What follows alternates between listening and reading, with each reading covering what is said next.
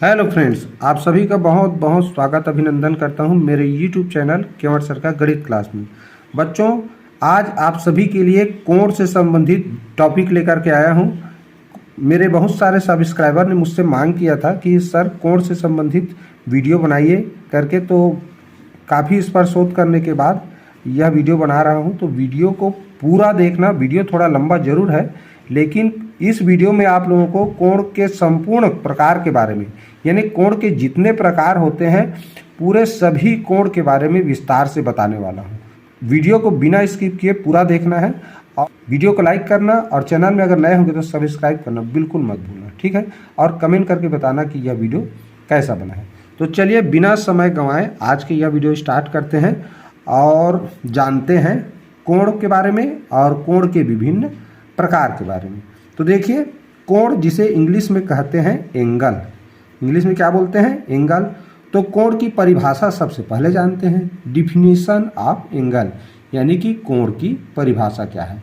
तो देखो बच्चों, जब दो किरणें या रेखाखंड, यहाँ पर मैंने दो किरण बनाया हुआ है, जान रहे हो कि जब एक तरफ तीर का निशान होता है तो उसे किरण बोलते हैं, और इस तरह दोनों तरफ तीर का निशान ना हो तो इसको रेखाखंड बोलते हैं। अब इसी में जब दोनों तरफ तीर का निशान बना देते हैं तब इसे हम रेखा बोलते हैं, ठीक है। तो ये बेसिक चीज़ भी जानना बहुत जरूरी है। तो यहाँ लिखा है, जब दो किरणें या रेखाखंड किसी एक बिंदु से निकले या आकर मिले किसी एक बिंदु पर, तो उनके बीच के झुकाव को कहें, या झुकाव की जगह में फैलाव शब्द भी हम प्रयोग कर सकते हैं। तो बीच के झुकाव या फैलाव को कोण यानी कि एंगल कहते हैं। कोण के मापने की इकाई अंश है, जो कि 0 अंश से 360 अंश तक होता है। ये भी हमेशा याद रखो कि कोण 0 अंश से लेकर 360 अंश तक होता है। 360 अंश से अधिक नहीं होता कभी भी कोण, ठीक। अब देखो परिभाषा में जो लिखा है उससे समझते हैं इस चित्र को। तो क्या लिखा है देखो, जब कोई दो किरण, तो यहाँ पर देखो O से, O एक बिंदु है, O से A किरण निकल रहा है, और इसी बिंदु O से ही एक B किरण निकला हुआ है। तो इन दोनों किरणों के बीच का ये जो जगह है, यही इन दोनों किरणों के बीच का झुकाव है। इसी को फैलाव भी कह सकते हैं। तो इन दोनों किरणों के बीच का जो फैलाव है, जो झुकाव है, वही कहलाता है कोण, ठीक। कोण की परिभाषा समझ में आ गया। और इसे अगर बाद में अच्छे से समझना है तो इसका स्क्रीनशॉट ले लीजिए और नोट्स तैयार कर लीजिए, ठीक है। तो चलिए अब कोण के प्रकार के बारे में जानते हैं। देखिए, कोण के प्रकार यानी टाइप ऑफ एंगल। तो कोण के प्रकार क्या होते हैं? दो किरणों या रेखाखंडों के बीच बनने वाले कोण की माप के आधार पर कोण निम्नलिखित प्रकार के होते हैं। अब हम कोण के प्रकार के बारे में यहाँ से जानेंगे। तो वो किस आधार पर प्रकार बनाए गए हैं? कोण की माप के आधार पर। भाई अभी मैंने बताया 0 अंश से 360 अंश तक कोण होते हैं। तो इसके बीच में तो बहुत सारे कोण आ गए ना। तो उन्हीं कोणों की माप के आधार पर कोणों के प्रकार बने हैं। तो सबसे पहला कोण जानते हैं। सबसे पहला हमारा कोण है निश्चित मान वाला कोण, यानी ऐसा कोण जिसका मान निश्चित होता है, ठीक है। तो पहला निश्चित मान वाला कोण में पहला क्या है? शून्य कोण, जिसे जीरो एंगल कहते हैं। जब किसी बिंदु से निकलने वाली दो किरणें समपाती हो, या कहें उनके बीच 0 अंश कोण बने, तो उसे शून्य कोण कहते हैं, ठीक। देखो यहाँ पर ये एक बिंदु O है। अब यहीं से एक किरण B निकला हुआ है। अब इसी किरण के ऊपर ही ये A किरण है। मैंने इसीलिए दोनों को अलग अलग कलर में स्पष्ट किया है। ये एक किरण, ठीक है, ये एक किरण है जो लाल रंग में दिखाई दे रहा है। इस लाल रंग के किरण के नीचे में है ये बी किरण। दोनों किरणों को इसलिए छोटा बड़ा बनाया हूं ताकि पता चले कि बी किरण नीचे है, ए किरण ऊपर है। तो एक दूसरे के ऊपर जब किरण रहे तब उसे हम समपाती बोलते हैं। ठीक, यानी बी किरण पर ए किरण क्या है जी, समपाती है, एक दूसरे के ऊपर है। तो देखो दोनों के बीच में एक भी जगह या फैलाव नहीं है, न झुकाव नहीं है, तो कुछ नहीं है माने जीरो है। तो इसका मतलब इन दोनों किरणों के बीच में जो कोण है वो जीरो अंश का बन रहा है। और जीरो को ही क्या बोलते हैं हिंदी में, शून्य। तो इस तरह इनके बीच में ये जो दो किरण है, ए किरण और बी किरण के बीच में कितने अंश का कोण बन रहा है, शून्य अंश का कोण बन रहा है, इसलिए इसे शून्य कोण कहते हैं। आशा है यह कोण आप लोगों को समझ में आ गया होगा। चलिए नेक्स्ट देखते हैं। चलिए देखते हैं अब दूसरा कोण, समकोण। दूसरा कोण कौन सा पढ़ेंगे, समकोण, जिसे इंग्लिश में बोलते हैं राइट एंगल। जब किसी बिंदु से निकलने वाली दो किरणों या रेखाखंडों के बीच का झुकाव या फैलाव कोण 90 अंश हो, ठीक है, झुकाव कहें या फैलाव कहें या कोण कहें, या जो कोण का मान है वो 90 अंश हो, तो उसे समकोण कहते हैं। देखो यहाँ पर एक बिंदु है, मान लो इस बिंदु का नाम हमने ओ दे दिया। अब यहाँ से एक किरण निकला ए और एक किरण निकला बी, और ये दोनों किरणों के बीच में जो फैलाव है या झुकाव है कहें या कोण का जो मान है वो 90 अंश का रहेगा, तभी हम उसे समकोण कहेंगे। ठीक, तो यहाँ पर इन दोनों किरणों के बीच में जो कोण बना है 90 अंश का, इसे ही हम समकोण कहते हैं। ठीक, आशा है समझ में आ गया होगा। चलिए अगला, चलिए पढ़ते हैं अगला कोण, ऋजु कोण, जिसे सरल कोण और रेखा कोण भी कहते हैं, ये भी याद रखना। जब किसी कोण का एक से अधिक नाम हो तो उन नामों को भी याद रखना बहुत जरूरी है। ठीक है, तो ऋजु कोण को सरल कोण और रेखा कोण भी कहते हैं। चलिए इसकी परिभाषा जानते हैं। जब किसी बिंदु से निकलने वाली दो किरणों या रेखाखंडों के बीच का फैलाव या झुकाव कहें 180 अंश का हो, तो उनके बीच बनने वाला कोण ऋजु कोण या सरल कोण कह सकते हैं या रेखा कोण कहते हैं। चूंकि इस प्रकार के कोण में एक सरल रेखा प्राप्त होता है, इसलिए इस कोण को सरल कोण या रेखा कोण भी कहते हैं। जैसे चित्र में देखो, ये हमारा ऋजु कोण, सरल कोण कहें या रेखा कोण का चित्र है। देखो ये एक बिंदु O है, यहीं से एक रेखा, यहीं से एक किरण A निकला हुआ है और यहीं से दूसरा किरण B निकला हुआ है। तो दोनों किरणों के बीच का ये जो झुकाव है या फैलाव है ये 180 अंश का है। ठीक, और ये जो दोनों किरण है आपस में देखो एक रेखा का निर्माण कर रहे हैं, एक रेखा के रूप में है, इसीलिए इसको रेखा कोण भी कहते हैं। और सरल रेखा जैसे दिख रहा है ना भाई, रेखा के प्रकार होते हैं, जो सीधा रेखा हो उसको सरल रेखा बोलते हैं, तो ये सरल रेखा के रूप में है, इसलिए सरल कोण भी कहा जाता है। ठीक, और उसी का गणितीय भाषा में नाम है ऋजु। सरल या रेखा को क्या बोलते हैं, ऋजु, इसलिए ऋजु कोण भी कहते हैं। ठीक है, और इंग्लिश में स्ट्रेट एंगल, स्ट्रेट माने जान रहे हो, स्ट्रेट माने क्या होता है, सीधा। तो इसमें जो दो किरणें हैं वो एक सीधा लाइन बनाते हैं, स्ट्रेट लाइन बनाते हैं, इसलिए इसे स्ट्रेट एंगल इंग्लिश में कहा जाता है। ठीक है, तो याद रखें ऋजु कोण, सरल कोण कहें या रेखा कोण, दो किरणों के बीच में 180 अंश का कोण बनाता है। ठीक, आशा है यह कोण भी आप लोगों को समझ में आ गया होगा। चलिए अगले कोण देखते हैं। अगला कोण, इसका नाम है संपूर्ण कोण, इसको इंग्लिश में बोलते हैं कंप्लीट एंगल।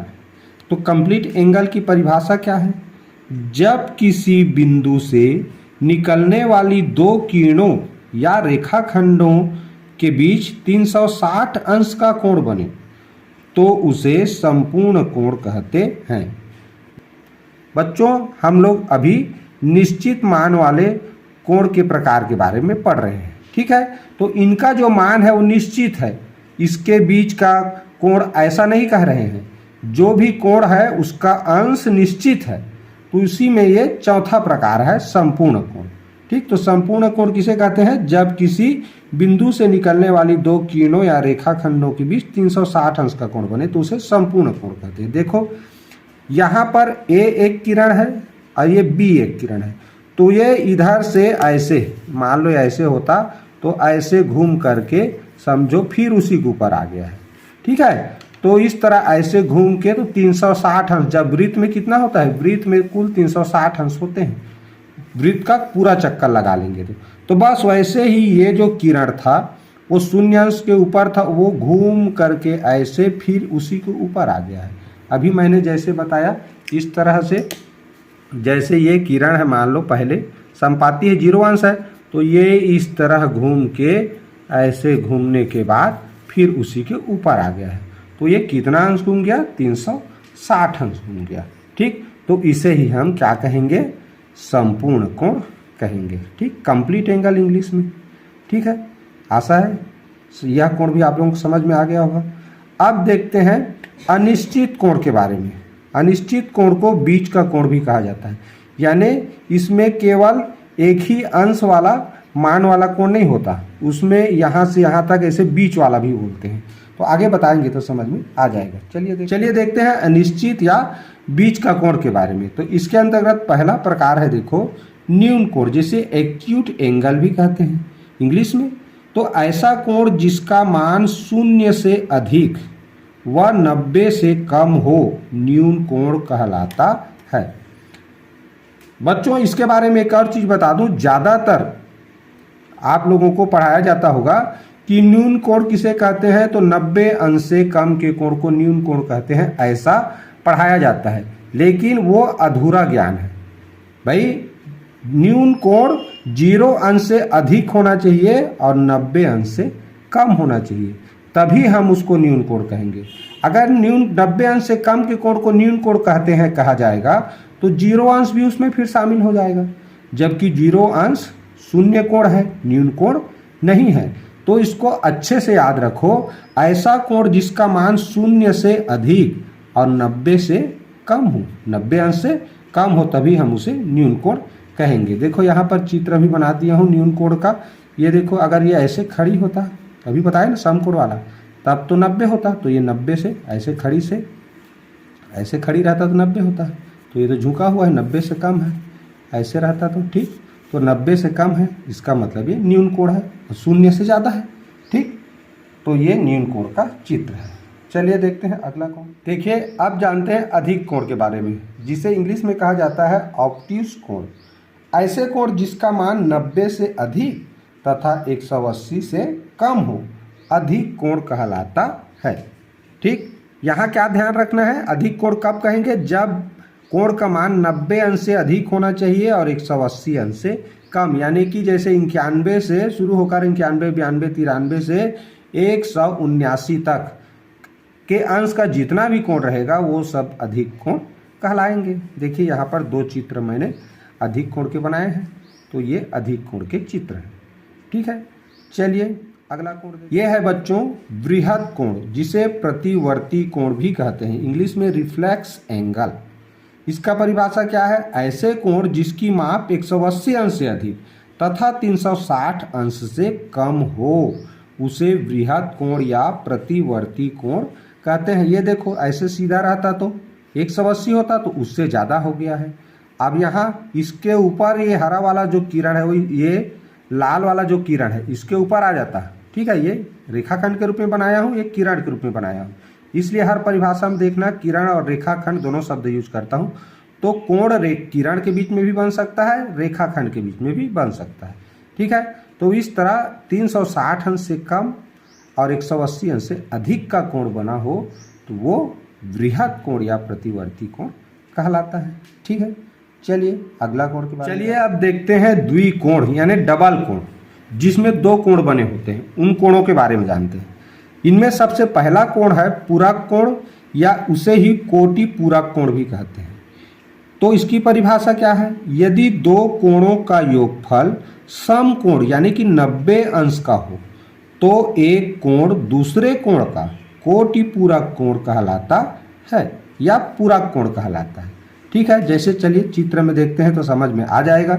देखो यहाँ पर ये 2 कोण बने हुए हैं, एक 40 अंश का है जो कि ए बी किरण और ए सी किरण के बीच में बना है, और ये जो 50 अंश का जो कोण बना है वो ए सी किरण और ए डी किरण के बीच में बना हुआ है।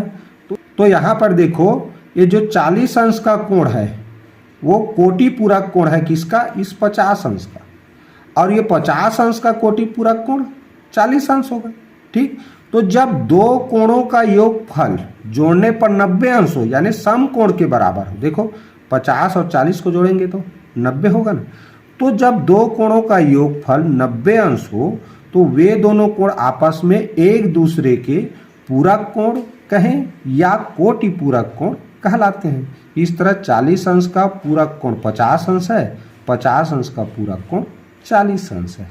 ठीक, आशा है ये पूरक कोण और कोटि पूरक कोण भी आप लोगों को समझ में आ गया होगा। चलिए अगला कोण के बारे में जानते हैं। अगला कोण का नाम है समपूरक कोण, सप्लीमेंट्री एंगल इंग्लिश में। परिभाषा देखिए, यदि दो कोणों का योग 180 अंश हो तो वे एक दूसरे के समपूरक कोण होते हैं या समपूरक कोण कहलाते हैं। पहले क्या जाना हमने, पूरक कोण या कोटि पूरक कोण, उसमें दो कोणों का योगफल 90 अंश होना चाहिए, यानी सम कोण के बराबर होना चाहिए। समपूरक कोण में दो कोणों का योगफल 180 अंश होना चाहिए। देखिए ये एक कोण है जो कि 100 अंश का है और ये दूसरा कोण है 80 अंश का। दोनों कोण को जोड़ेंगे तो 180 होगा ना भाई, 100 और 80 मिला के 180। तो ये दोनों कोण आपस में एक दूसरे के समपूरक कोण कहलाते हैं। 100 अंश का समपूरक कोण 80 अंश और 80 अंश का समपूरक कोण 100 अंश कहलाएगा। ठीक है, तो ये हो गया हमारा समपूरक कोण, जिसे सप्लीमेंट्री एंगल इंग्लिश में कहा जाता है। चलिए देखते हैं अगले कोण के बारे में। चलिए अब जानते हैं आसन्न कोण के बारे में। तो आसन्न कोण को इंग्लिश में एडजेसेंट एंगल कहते हैं। इसकी परिभाषा क्या है, दो कोणों को आसन्न कोण कहते हैं यदि उनका एक ही शीर्ष बिंदु हो और उनकी एक भुजा उभयनिष्ठ हो। देखो यहाँ पर इस शीर्ष बिंदु पर दो कोण बने हैं, ये एक्स वाला कोण भी बना है, वाई वाला कोण भी बना है। प्रश्न क्या, परिभाषा क्या कह रहा है, यदि उनका एक ही शीर्ष बिंदु हो, तो देखो एक ही शीर्ष बिंदु पर दोनों कोण बने हैं। दूसरा, उनकी एक भुजा उभयनिष्ठ हो, तो यहाँ से ए सी जो भुजा है वो देखो एक्स कोण का निर्माण कर रहा है और यही ए सी भुजा की सहायता से वाई कोण भी बना हुआ है। ठीक है, तो यहाँ पर एक्स और वाई जो दो कोण बने हैं ना, इसको अगर हमें मापना है या इन दोनों कोण का निर्माण ये एसी भुजा की सहायता से हुआ है, तो ये एसी भुजा क्या है जी, उभयनिष्ठ भुजा है। ठीक, तो इसमें कहा गया है कि ऐसे दो कोण जिसमें एक उभयनिष्ठ भुजा हो और एक ही बिंदु पर दोनों कोण बने हों, तब उसे हम आसन्न कोण कहते हैं। ठीक, तो इस तरह से यहाँ पर देखो ए शीर्ष बिंदु है और ए सी उभयनिष्ठ भुजा है। इस प्रकार कोण एक्स व वाई क्या है, आसन्न कोण है। ठीक है, तो आसन्न कोण भी मेरे ख्याल से आप लोगों को समझ में आ गया होगा। तो एक चीज़ और, अगर आप लोग वीडियो को लाइक नहीं किए होंगे तो वीडियो को एक लाइक जरूर कर दीजिए। अब वीडियो के अंत में बताइएगा कि यह कोण से संबंधित वीडियो आप लोगों को कैसा लगा। चलिए अगले कोण के बारे में जानते हैं। चलिए देखते हैं अब शीर्षा अभिमुख कोण, इंग्लिश में बोलते हैं वर्टिकली अपोजिट एंगल। परिभाषा क्या है इसका, जब दो रेखाएं एक दूसरे को किसी बिंदु पर प्रतिच्छेद यानी कि काटे, इसी को प्रतिच्छेद करती है कह सकते हैं, तो प्रतिच्छेद बिंदु पर बने कोणों में आमने सामने के कोण शीर्षा अभिमुख कोण कहलाते हैं। ठीक, चलिए देखते हैं डिटेल से चित्र में। देखो बच्चों, ये दो रेखा हो गए जो कि एक दूसरे को इस बिंदु पर, यानी इस बिंदु का नाम दिया है मैंने ओ, तो इसी बिंदु पर एक दूसरे को प्रतिच्छेद कर रहे हैं कहें या काट रहे हैं। तो यहाँ पर देखो कुल 4 कोण बन रहे हैं, ये दोनों, यहाँ पर एक कोण, यहाँ पर एक कोण, यहाँ पर एक कोण और यहाँ पर एक कोण। तो आमने सामने के जो कोण होते हैं, जैसे इसके सामने का कोण ये है, इसके सामने का कोण है, इसके सामने का कोण ये है, यानी कि ये दोनों कोण एक दूसरे के आमने सामने का कोण है। उसी तरह जो एक सवाई है, ये एक सवाई वाला जो कोण है ये भी एक दूसरे के आमने सामने का कोण है। तो इस तरह जब दो रेखा एक दूसरे को काटे या प्रतिच्छेद करे, तो प्रतिच्छेद बिंदु पर ये जो आमने सामने कोण बने हैं ना, यही आपस में शीर्षा अभिमुख कोण कहलाते हैं। ठीक, तो एक सवाई आपस में शीर्षा अभिमुख कोण है और इस कोण का नाम एल है, इस कोण का नाम एम रखे हैं। तो एल और एम यानी कि कोण एल और कोण एम भी आपस में शीर्षा अभिमुख कोण है।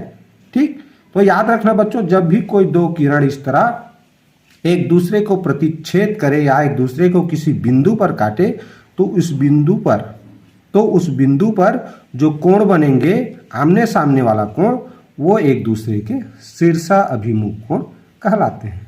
ठीक, तो आशा है यह शीर्षा अभिमुख कोण भी आप लोगों को समझ में आ गया होगा। अब देखते हैं अगला। चलिए जानते हैं अब संगत कोण के बारे में, कोरेस्पोंडिंग एंगल।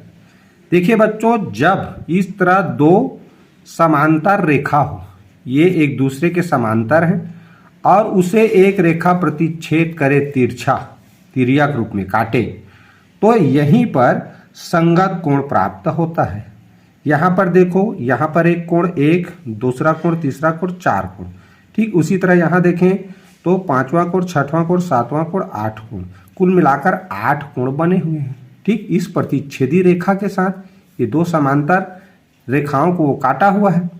तो यहीं पर देखो संगत कोण किसे कहेंगे, तो ये जो कोण 1 और कोण 5, यहाँ देखो कोण 1 और नीचे में देखो कोण 5, ये दोनों का मान बराबर है, एक जैसा फैलाव है देखो, तो ये एक दूसरे के संगत कोण होते हैं। याद रखना, संगत कोण जो प्रतिच्छेदी रेखा है उसके ऊपर है तो ऊपर ही रहेगा, नीचे है तो नीचे ही रहेगा। अब वो दोनों आपस में बराबर होते हैं। ठीक है, संगत कोण को हमेशा याद रखना, जो प्रतिच्छेदी रेखा के ऊपर है तो दोनों संगत कोण प्रतिच्छेदी रेखा के ऊपर हिस्से में ही रहेंगे। अगर एक कोण नीचे है तो उसका संगत कोण भी नीचे ही होगा। ठीक, इसीलिए यहाँ उदाहरण के रूप में लिखा हूं, देखो कोण 1 तथा कोण 5 दोनों बराबर है और दोनों आपस में संगत कोण है। देखो यहाँ कोण 1 कोण 5। उसी तरह इस तरफ देखें, लाइन के नीचे देखें तो ये कोण 2 और कोण ये 6, कोण 2 और कोण 6, देखो लाइन के नीचे है दोनों कोण और दोनों कोणों का मान देखो एक जैसा फैलाव है, बराबर है, तो ये दोनों कोण भी आपस में संगत कोण है। ठीक, अब नीचे में देखें तो नीचे देखें ये तीसरा कोण, ये नीचे का ऐसी में ये 7, तो कोण 3 और कोण 7 भी आपस में संगत कोण है। उसी तरह कोण 4 और कोण 8, देखो फैलाव इनके बीच का एक बराबर है ना, और प्रतिच्छेदी रेखा के एक ही तरफ है, एक ही दिशा में होना चाहिए, ऊपर है तो ऊपर, नीचे है तो नीचे, तब वो दोनों कोण आपस में संगत कोण होते हैं। यहाँ ध्यान रखने वाली बात, संगत कोण आपस में बराबर होते हैं। भाई संगत कोण होने के लिए दो कोण होना जरूरी है। ठीक, तो वो जो भी कोण संगत कोण होंगे वे उनका जो मान है वो हमेशा बराबर रहेगा, इस चीज को याद रखना। ठीक, जैसे देखो अब मैं कहूं कि यहाँ कोण 1, अब यहाँ कोण 6 को देख लें, ठीक है, या 8 को देख लें, तो इतना फैलाव इसमें नहीं है ना, तो ये कभी भी आपस में संगत कोण नहीं हो सकते। ठीक, क्योंकि इनका कोण का मान ही बराबर नहीं है। भले ही 8 वाला कोण भी ऊपर है, प्रतिच्छेदी रेखा के 1 भी ऊपर है, लेकिन यहाँ देखो फैलाव कम ज्यादा है ना, इसलिए आपस में संगत कोण नहीं कहलाएंगे। प्रतिच्छेदी रेखा को ऊपर ही कोण बना हो या नीचे ही बना हो, लेकिन उनका कोण का मान बराबर होना चाहिए, तभी उन्हें आपस में हम संगत कोण कहेंगे। ठीक, तो चलिए देखते हैं फिर अगला कोण के बारे में। चलिए अब जानते हैं अंतः एकांतर कोण के बारे में। तो अंतः एकांतर कोण को इंग्लिश में बोलते हैं इंटीरियर अल्टरनेट एंगल्स। ठीक है, ये दोनों कोण दोनों समांतर रेखा के बीच में व प्रतिच्छेदी रेखा के ऊपर नीचे बनते हैं। यानी कि जो अंतः एकांतर कोण होगा ना, अंतः माने अंदर में, तो ये जो दोनों समांतर रेखा है इसके बीच में ही बनेंगे। यानी कि ये 4, 3 और 5 और 6, ये कुल 4 ही कोण है ये दोनों समांतर रेखा के बीच में। तो इन्हीं में से कोई दो कोण आपस में अंतः क्या कहलाएंगे, अंतः एकांतर कोण कहलाएंगे। ठीक है, और दूसरा क्या इसका लक्षण है कि प्रतिच्छेदी रेखा के ऊपर नीचे होता है। यानी कि जो एकांतर कोण होंगे तो एक कोण ये जो प्रतिच्छेदी रेखा है इसके ऊपर में होगा तो दूसरा नीचे में होगा। उदाहरण के लिए जैसे देखो कोण 3 व कोण 5, ये देखो कोण 3 है और ये कोण 5 है, तो ये प्रतिच्छेदी रेखा के नीचे में है और ये ऊपर में है, तो ये दोनों कोण देखो आपस में बराबर है, इसका मान देखो, कोण का फैलाव बराबर है ना, तो ये दोनों आपस में अंतः एकांतर कोण कहलाएंगे। उसी तरह देखो कोण 4 और कोण 6, तो ये भी देखो समांतर रेखा के, दोनों समांतर रेखा के बीच में है, अंदर में है, इसीलिए अंतः एकांतर कोण नाम है। तो ये 4 वाला कोण देखो और ये 6 वाला कोण देखो, दोनों का फैलाव यानी कोण का मान एक समान है, इसलिए ये दोनों कोण भी आपस में एकांतर कोण यानी कि अंतः एकांतर कोण कहलाएंगे। ठीक, तो ये अंतः एकांतर कोण आशा है समझ में आ गया होगा। अब देखते हैं बाह्य एकांतर। तो बाह्य एकांतर कोण क्या होता है? ये दोनों कोण दोनों समांतर रेखाओं के ऊपर व नीचे बनते हैं तथा प्रतिच्छेदी रेखा के ऊपर नीचे होते हैं। तो ऊपर नीचे तो ये भी होता है दोनों कोण, लेकिन ये जो दो समांतर रेखा है ना देखो, तो इसके ये नीचे बनेगा और ये दोनों के ऊपर। ठीक, जैसे देखो यहाँ उदाहरण दिया है, जैसे एक कोण 1 और कोण 7। यहाँ पर देखें हम कोण 1 और कोण 7 को, ये कोण 1 है और ये कोण 7 है। देखो दोनों समांतर रेखा के ऊपर है या नीचे है, अंदर में नहीं हो रहा है।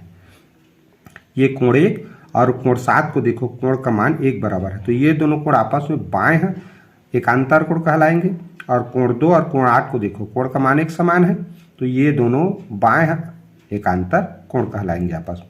ठीक है, तो इस तरह से हमने एकांतर कोण को 2 भागों में बांट लिया, अंतः एकांतर कोण और बाह्य एकांतर कोण। ठीक, तो एकांतर कोण मेरे ख्याल से समझ में आ गया होगा। चलिए देखते हैं आज की वीडियो का अंतिम कोण के बारे में। बच्चों ये इस वीडियो के अंतिम कोण के बारे में इसमें बता रहा हूं। देखो इस कोण का नाम है सम्मुख कोण, अपोजिट एंगल्स। इस किसे कहते हैं अपोजिट एंगल या सम्मुख कोण? देखते हैं, चतुर्भुज के ऐसे दो कोण जिनकी कोई भी भुजा उभयनिष्ठ ना हो सम्मुख कोण कहलाते हैं। चित्र को देखो तो ये कोण ए और कोण सी देखो एक दूसरे के सम्मुख है, एक दूसरे की ओर मुंह करके बैठे जैसे लग रहा है ना, तो ये एक दूसरे के सम्मुख कोण है। कौन? कोण ए और कोण सी आपस में सम्मुख कोण। उसी तरह कोण डी और कोण बी भी आपस में सम्मुख कोण है। इसमें एक शर्त लिखा है बच्चों, देखो कोई भी भुजा उभयनिष्ठ ना हो। तो देखो इस कोण को बनाने के लिए यानी कि कोण ए को बनाने के लिए ये वाला भुजा का उपयोग किया गया है और ये वाला। ठीक, अब कोण सी को बनाने के लिए ये वाला भुजा और ये, तो इनमें से ये दोनों भुजा का उपयोग ना तो कोण ए बनाने के लिए हुआ, न ही कोण ए को बनाने के लिए जिन भुजाओं का प्रयोग किया गया है उनका प्रयोग कोण सी बनाने के लिए नहीं हो रहा है। मतलब इसमें कोई उभयनिष्ठ भुजा नहीं है, इसीलिए ये दोनों कोण आपस में क्या कहलाएंगे? सम्मुख कोण। मैं कोण डी को कोण ए का सम्मुख कोण नहीं कह सकता। क्यों?